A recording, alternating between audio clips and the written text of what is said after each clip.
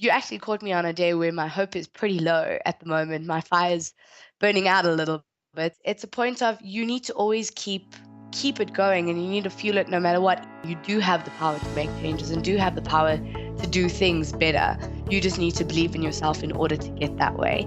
That little fire that you have inside that kind of burns no matter what.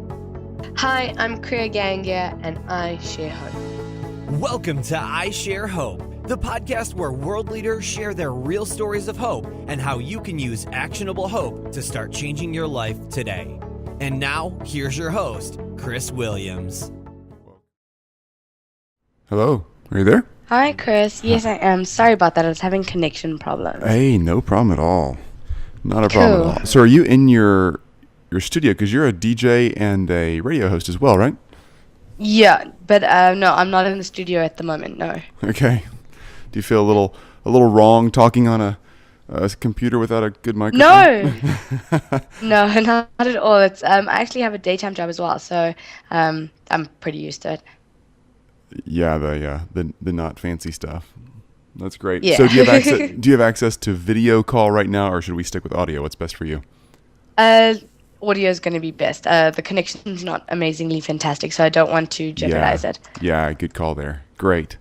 Cool. Well, let me just walk you through how this goes. I know your time is probably tight because you have a lot going on if you're doing a day job and DJing and everything else that your bio says you do. So did you get a chance to look at that interview 101 document with the 5 questions on there? I did, yeah. I went through it a bit, yeah. But I did that before our interview last week, so... You're ready? Yeah. Or Good. was the one that... Yeah. Okay. You feeling better? Still a little bit fluish, as you can hear, but I'm doing okay, yeah. Okay, good. All right, so I will stick with those 5 questions pretty close to it. I may, ask a clarifying point here or there, but really this is about you, not about me. This is about as much as I'll talk during the whole thing. I just love to learn and listen, and our audience loves hearing the real stuff, the real stories, and how they can grow in hope and maybe help somebody else out. If they're not the one struggling, maybe somebody else who's got something going on, they can reach out and bring a little sunshine to them. So I'll fire away some questions and you give us some answers, and we just kind of roll through the interview that way. Does that work for you? Cool, awesome. You lead and I'll follow. Okay, that sounds easy enough. So make sure I get your name right. Just say your name and I'll try to make sure I nail it. Okay, it's Kriya Gangiah. Gangiah. Is that right? Correct, yes. Okay, and yes. Kriya like Kriya. Kriya. Okay. Am I getting Kriya, it? like Priya, but with a K. Got it. Kriya. Yes. Kriya Gangiah. Is that right on the last name? Gangiah. Kriya Yes. Gangiah. Correct. Okay, thanks. Well, Kriya Gangiah, thank you for joining us. This is really interesting because you've got a really, really diverse background. I'm reading part of your bio here, and you're a radio host, a DJ, a model, an athlete, a musician. You live in South Africa. You've been awarded colors on the national women's water polo team. Yeah. You just if you Google this girl's name, you're gonna find a crazy amount of really diverse stuff. So, Kriya, thanks for joining us. So, tell us a little about what you're doing. Are you in South Africa today? Before we get in our questions, just what's going on in your world? Yeah, I'm in South Africa at the moment. I'm at my day job, so pretending to be a corporate fundi pretty much at the moment.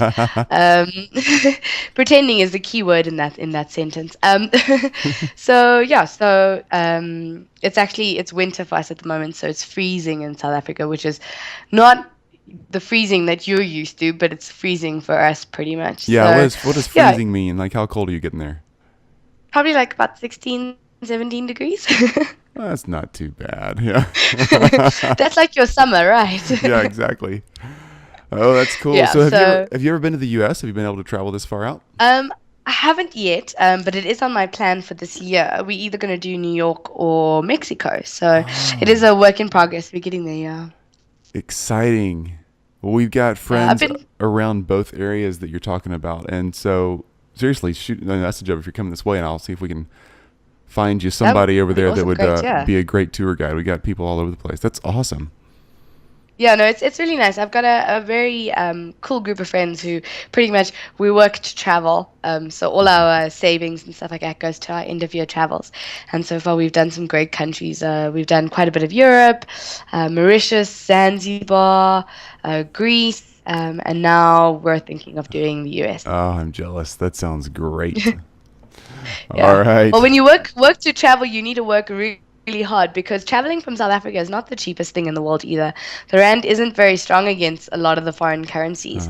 So for us, it's super expensive to travel. Yeah, that makes sense. That is a tough spot to convert from. Well, and you're not really drivable to anywhere. I mean, you kind of gotta get on an airplane. Not even a little. Yeah. And I mean, our flight to Mexico is something like 17 hours. Wow. From South Africa to Cancun. You know, I came to South Africa years ago for a couple of weeks, and it was obviously from America, it was a super long flight. It just was crazy long, but beautiful. Once you fly in, you see that coast and those rocks, just the cliffs coming into South Africa, and then it's just awesome. Love it. Yeah, that's true. All right, well, let me ask you these questions. So for anybody who's new listening, here's how this works. We're asking 1,000 people around the globe 5 questions about hope, kind of how they're using hope, what they believe about it, and how we can start changing our lives to live in a more hopeful way or bring hope to somebody else who may need a little more encouragement. So let me ask you these questions, Kriya. These are really, really simple. This is about you, not me. So Kriya, question number 1 is, what is your definition of hope or your favorite quote about hope? I think my definition about hope has got to be in, I wouldn't say definition, I wouldn't say quote. I would definitely rather go for definition because hope is different to a lot of people. And for me, I think hope is that little fire that you have inside that kind of burns no matter what. And if it goes out, it's a really sad thing and you need to keep it going. But it's that little fire that's inside that kind of just keeps you motivated, keeps you wanting to do more. And you actually caught me on a day where my hope is pretty low at the moment. My fire's burning out a little bit. But yeah, it's a point of you need to always keep it going and you need to fuel it no matter what, even in days like today when it's not at its strongest. You need to make sure that you can actually have the ability to motivate yourself to make sure that you can get it to its strongest again. It's never an easy process, and it's always easier to say than to actually execute.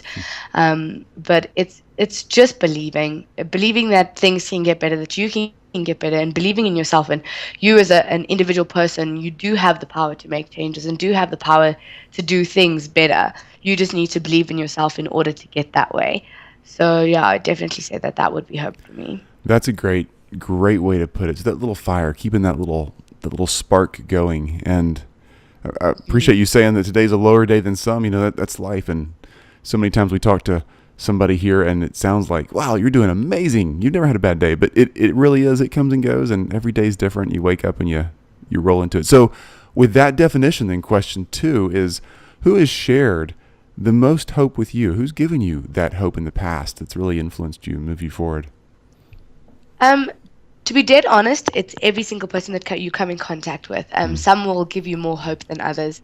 But for me, particular people that it doesn't matter who you are, if you're a person that's in radio, if you're a person that's in business, if you're a person that's helping other people. The one group of people that I believe that'll always raise your hope is mentors. If you have a very good mentor and someone that's always there, it doesn't have to be a business mentor or someone who's in the same field as you. It can be an emotional mentor or a person that's always there just to kind of prop you up. No one's superheroes. No one's invincible. Everybody, like you said, has their good days, their bad days. It's just you need a very good support structure. So I think that for me is one person that definitely, or one group of people that you definitely need to kind of inspire hope in you, because it also gives you a vision to look up to for what you want to do. So if it's a business mentor, for example, they've gone through it, they've lived their paces, they know what you're going through now, and they can always help you get further. If it's an emotional mentor, it's someone that's there to say, listen, I agree with you, I don't agree with you, which is fine. If they don't agree with you, that can also help you see new things. I agree with you, I don't agree with you, but I'm here to back you up. So, for example, I'm going to go see my sister-in-law later. So for me, she's going to be there. She's my emotional mentor, just to help you get your hope to its strongest point again. Ah, that's good stuff. And ooh, that's good stuff. Just a practical note on mentors. If you don't have mentors and you're listening and thinking, but what in the world does that mean? It's really, really simple. So for me, and I'm sure many others listening, and Kriya, you too, the mentors can come in lots of areas of your life, like you just said, emotional, or in your business or career life. I kind of think of my life and I break it down into sections. So I've got this emotional side of me, a spiritual side, being a dad or a husband, or, in business, whatever I'm trying to do. I kind of get an area. The person doesn't have to be a super person in all of those areas. I just want to know, hey, there's somebody who's a couple of years ahead of me in this area of my career. Or, I've got 5 kids. The oldest is 14. I want to hang out with a dad who's got college age kids, just a little farther down the road. And I literally start the relationship with, hey, I want you to be a mentor. Can I take you to lunch or buy you coffee once a month? And it works, because then I'm not just hanging out at a ball game. I'm actually going, we're intentional. We sit down and I say, here's what's going on the past month. What would you do if you were in my shoes? It works. Also, I think a point that has to be said is it doesn't always have to be somebody that's older than you, or right. It's just someone that you can connect with on that level. Mm-hmm. Yeah, that's really true. Age doesn't really make the difference. It's somebody you trust and somebody who you think can point you in the right direction. Yeah. Ooh, good stuff. Love it. All right. Question 3 is more about you and your background, your personal story, and taking us to a place, kind of painting that picture and a story of where have you been, and when was a time in your life when hope was really harder to hang on to? When did you really need that hope? What happened back there? Okay, so I come from a very, like you said earlier, a very diverse background, and I started in my let's say my media career when I was about 17 years old. So always had mom and dad kind of supporting me. I could never drive to the radio station myself because I wasn't old enough to have a license to drive yet. So mom and dad used to drop and pick me up for shows at 3 o'clock in the morning and take me back to campus at 7 o'clock the next morning. It's kind of I needed my mom and my dad at that stage, and my brother as well, who helped out quite a bit. So I started when I was 17, and I moved from a radio station to TV, and then from TV back into radio back into TV, and it was kind of just a cycle. And now I'm lucky enough to be doing both. And then in between, obviously, with my degree, my dad was like, "Listen, you need to get a little bit of experience under your belt corporate wise, just in case, come a couple of years down the line and you decide that you don't want to do media anymore," which happens. Mm-hmm. It happens to a lot of people, that you decide to change your career path, that you have a little bit of experience and something to fall back on, which I think if you're thinking of going into the media career, it's always a good thing to have. I'm not saying don't go in with 110% of your heart. I'm just saying always have a safety net, because you never know in this industry what can happen. In terms of where I needed hope the most, I think the first time I left TV, or the first time I actually left radio, let's start there, I didn't have another media career to go to. So my TV career was kind of coming to an end because I was getting a bit older for a youth program. Because I was being so involved with radio, because I was so involved with TV, my radio show started taking a bit of a knock as well. So that was a bit of a concern. And it just came to a point where I didn't have a corporate job. My media jobs were coming to an end, and I didn't really know what was going on. Mm-hmm. And it was just kind of that push to say, listen, this is what I want to do. I'm not going anywhere. I'm not changing anything. I'm not, I need to do something with my life. I need to go out there and get it. And it took a while. It took a couple of months. Then eventually I got lucky and I got a new TV job. I got a new radio job, and I got into corporate at the same time. So it was just that extra push that you needed to kind of, go out and get it. Even like I said, today is not the highest moment in my in hope time for me either, because um, we're looking at changing radio shows, and I don't know if what's going to happen to the radio show, what's going to happen to me, and what's going to happen for my future career. And when you're in this industry, I've been in this industry, this is my 9th year, and it doesn't get any easier. It doesn't get any easier when people are saying, listen, we're moving scheduling around and we don't know what we're going to do with you. And it's not a fact of being bad at your job, being not good for the radio station. It's just the show isn't a fit, and we need to find a way going forward where everything can work out smoothly for everyone.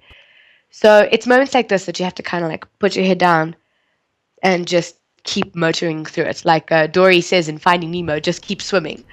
Because if you don't just keep swimming, you crawl into a little ball and you eat ice cream on your couch, and you grow your beard if you're a guy, and you don't shave your legs if you're a girl, and nothing beneficial comes from that.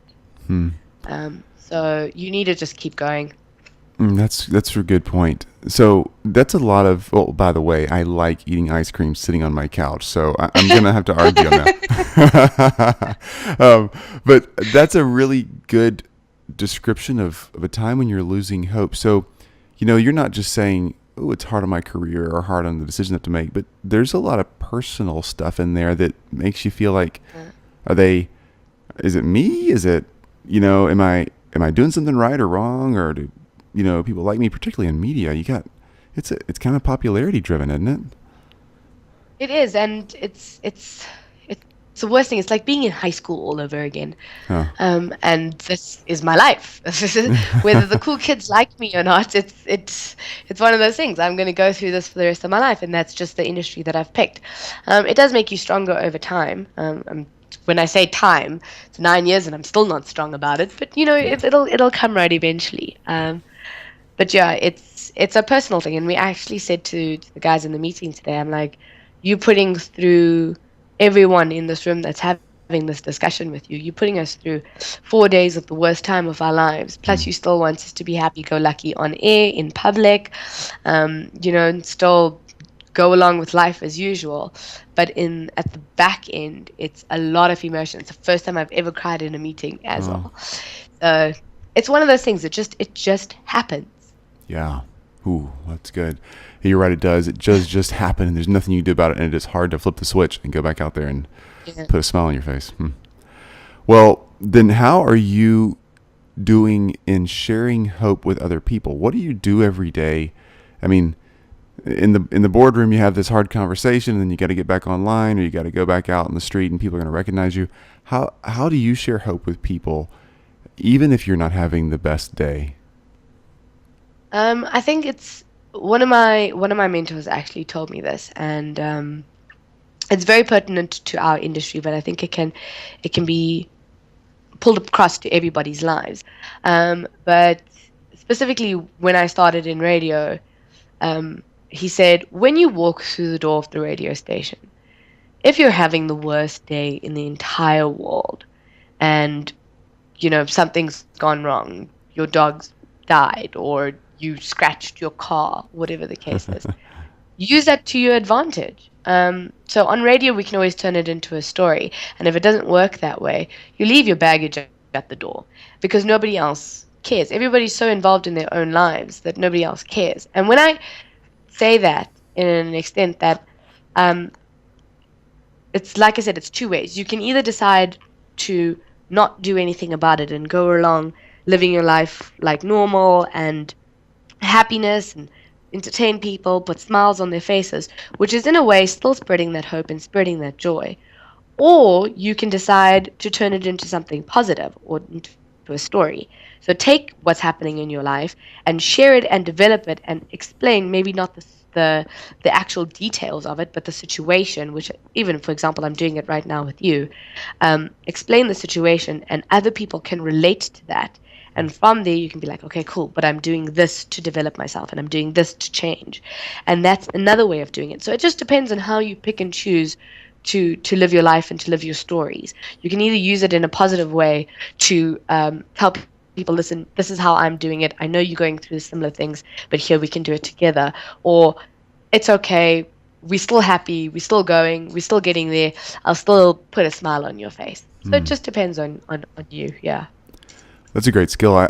It really is. So you're saying in a time when things are hard, so I'm going to try to do this with a dog dying, because that's just a really sad one.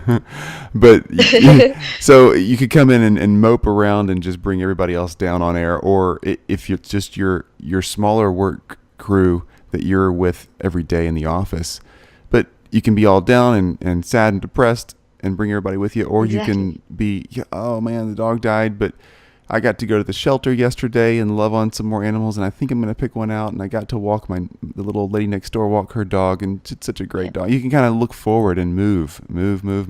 Yes. Yeah. Yeah.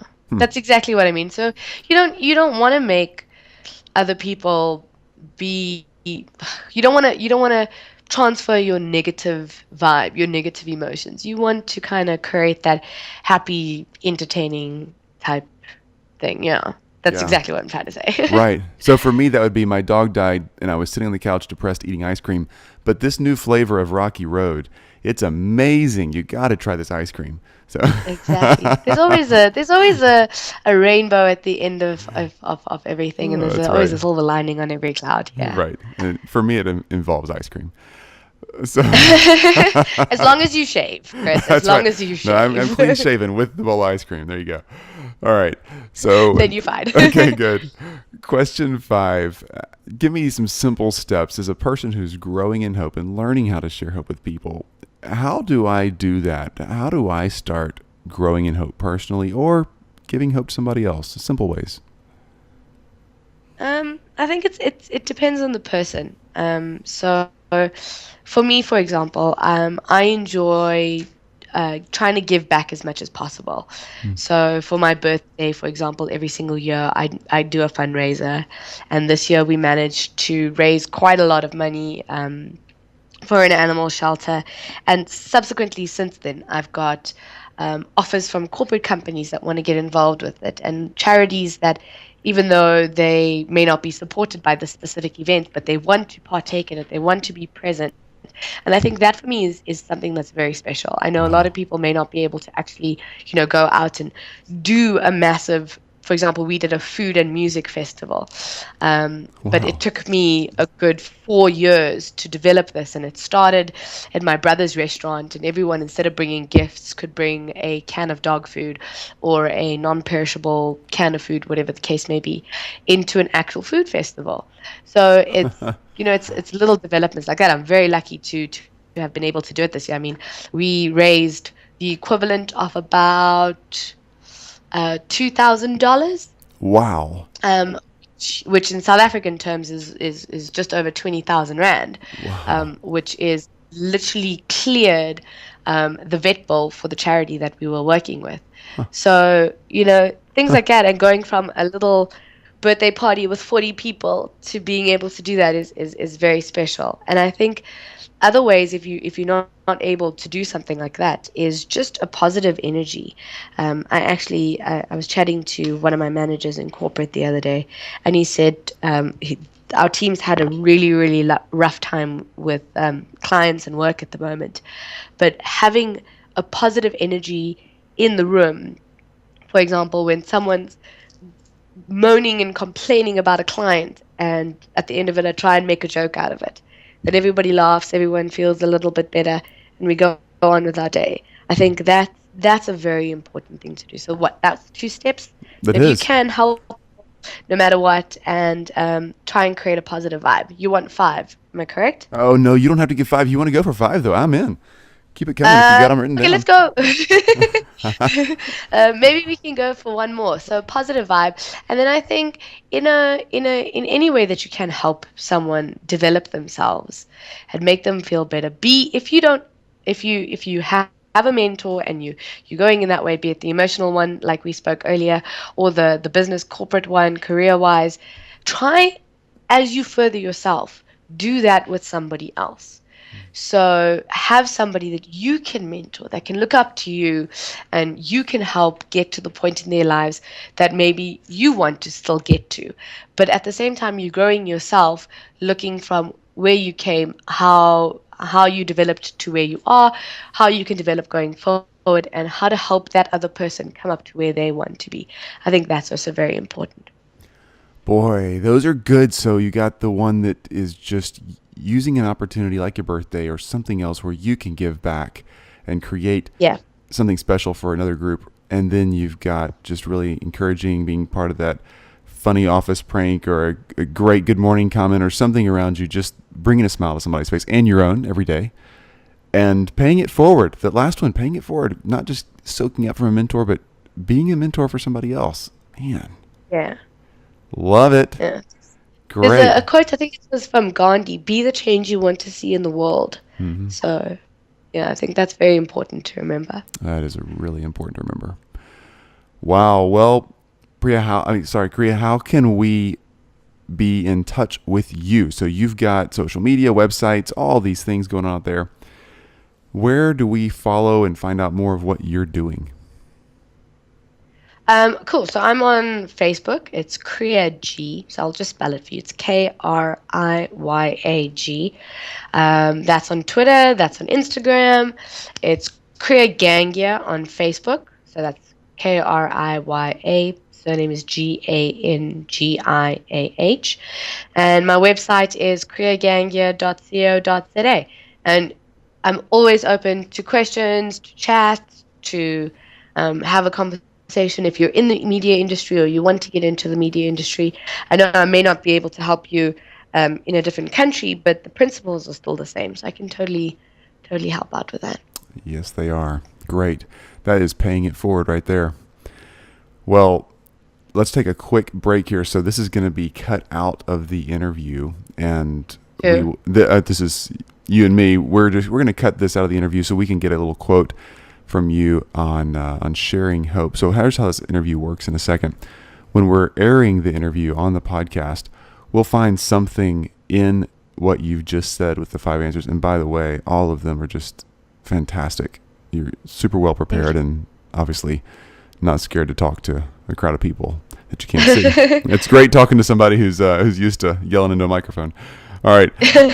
So we're going to get a quote out of there, a snippet, put at the very beginning of the episode, and then we'll have you say your name and I share hope. So I'm Chris Williams, and I share hope is what I would be saying. Now I'm going to be quiet here in a second, let you just record a few of those clips. So say your name and I share hope, or you can say your name and maybe a little description about you or something else you want to say, and I share hope. Whatever you want to do, people just say their name or they say something about themselves. It's up to you, and we'll put at the very beginning. So let me hit mute, if that makes sense, and you can fire off one or two. Okay, thanks. Cool. Hi, I'm Kriya Gangiah from South Africa, and I share hope. Let's go for another one. Hi, my name is Kriya Gangiah. I'm from South Africa. I work in the media industry as well as a couple of other industries, and I hope that this will help you share hope. Let's just do one more plain one. Hi, I'm Kriya Gangiah, and I share hope. Brilliant. Cool. Is that cool? All of those are great. Yes. Thank you. That'll give us plenty to work with. Awesome. All right. So one or two more random questions. Sure. How in the world do you go from playing all these sports, even a chess club? I mean, you're really crazy diverse. So there's all these sports, chess club, music, and then you go into modeling as well. Now, I mean, I don't picture some of these sports like cricket being where the average model comes from, just because of I don't know. I'm not knocking cricket players or models. I'm just thinking they don't seem to be on the same line. How do you put all that together and actually make it work? I was very lucky that my parents were very supportive in all my ideas. So if I wanted to play water polo, my dad was like, yes, go play water polo. We'll be at every game. I want to try out radio. Yes, I'll be there. My mom was actually a deportment coach when I was younger, which helped out a lot with the modeling. And I have great genes. My mom and my dad are beautiful people, and it just happened so that I got great genes as well. So your mom's a deportment Yeah. coach? What is a deportment coach? So my mom, she's actually quite a few things at the moment, but deportment coach she trained models and how do they do it in the US? Deb's ball. So someone who would train you for your Deb's ball, I that would be see. my mom. Okay, that makes sense. So like the thing you're going to wear and how you're going to walk and how you're going to all the ins and outs. Yes. Okay, deportment. I was thinking like leaving the country, getting deported. Which fork to use? Got you. Yeah, the manners. I'm with you. Oh, it's fascinating. Okay, now talk modeling for a second because there are a lot of younger females who listen to this show, and I've got 3 young girls myself, just getting into their teens, and the way you look is so important in their minds, and I know it is important. We don't need to sit on the couch and not shave. I get it, but what do you tell younger girls who are just getting started, and you're young yourself, but that early teenage stage, to be able to build their own self-worth in something besides the label and the way their hair looks when they walk into middle school or junior high? Yeah. I think what's very important is when I was younger, I had braces. My dresses were longer than most dresses of the girls at school. My blazer was too big for me. I had curly hair and had no idea to tame my curly bush of a hair. And those are all the things that I think I embraced after a while. So it doesn't matter if you're the skinniest girl in the world, because I'm not. I don't have a six-pack. I don't have, perfectly toned arms. I'm super tiny. I'm only 1.59 meters tall, so I'm very short. Mm-hmm. And all of those things are not model requirements. But what comes across on camera is you're very confident. And I think that's the most important thing, is you need to say, cool, embrace what you have. So I do, for example, a lot of hair commercials, because now I absolutely love my hair and I embrace my hair for being different, and I've learned how to manage it. I still have skewed teeth, so I don't smile in a lot of photos. But it's things like that. Like you need to find your differences. And trust me, when you're younger, it is not easy. When you're in high school, when you're going through the stages where girls are not the kindest people in the world either. I went to an all-girl high school. They're not kind, and it's hard to say this. I mean, it's easy to say this, but harder to execute. You need to just be who you are and be confident and happy with who you are. And trust me, it settles down when you get older. So don't worry if your dress is a little too long in comparison to the other girls, or you don't fit into your jackets. If you're confident enough, don't worry, people are going to start making jackets for you. I love it. That's good advice. That really is. Yeah. Last question for you. Favorite artist, favorite song? If you've got to put something in your headphones and just kind of lift your spirits and get back rocking and rolling, what are you going to listen to? Oh, anything I can sing along to. My music taste is so diverse, from hip hop to R&B to house music to I love a little Sam Smith, some John Legend. Michael Bublé for me he's amazing. Yeah. It's anything that just gets you going. Like I'll put on a Me and Mrs. Jones from Michael Bublé, and then I'll change it up with the brand new Sam Smith song and called Refresh, and it's just as long as you can sing. What's that song that they sing in White Chicks? Vanessa Carlton, 1,000 Miles. That song's always a goodie. Awesome. Great suggestions. I'll put those on the show notes page. So everything that we're hearing we'll find at isharehope.com. There's links to so much of the info we're talking about today, and Kriya's information, her social media links, her website, and obviously some favorite songs there too. Can't thank you enough. Yeah. You've been so fun to talk to. Thanks so much, Cass. It's a pleasure. I'm glad that I could help you share hope. Oh, you really have. It's been really fun, and you've given some really good tips and good points. And particularly for the 3 young girls running around my house. I'd love to let them hear this whole thing, because you'd be a great example for them. A mentor for 30 minutes that they can listen to. What a great thing. Thank you. Thank you very much, Chris. Okay. Bye-bye. Cool. So, bye. Bye-bye. You've just listened to I Share Hope. If you're ready to make a change, head to our website at isharehope.com and claim your free copy of the top 10 actions of hope from world leaders to use hope in your own life. Thanks for listening, and we'll talk to you next time.